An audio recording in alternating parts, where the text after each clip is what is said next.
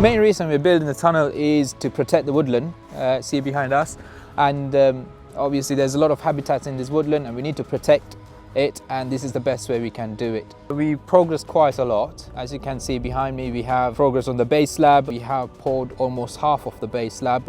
We're preparing for that tunnel boring machine assembly. We will put the tunnel boring machine together on the foundation that we're building right now, and then we will drive the TBM through the wall that you can see right there.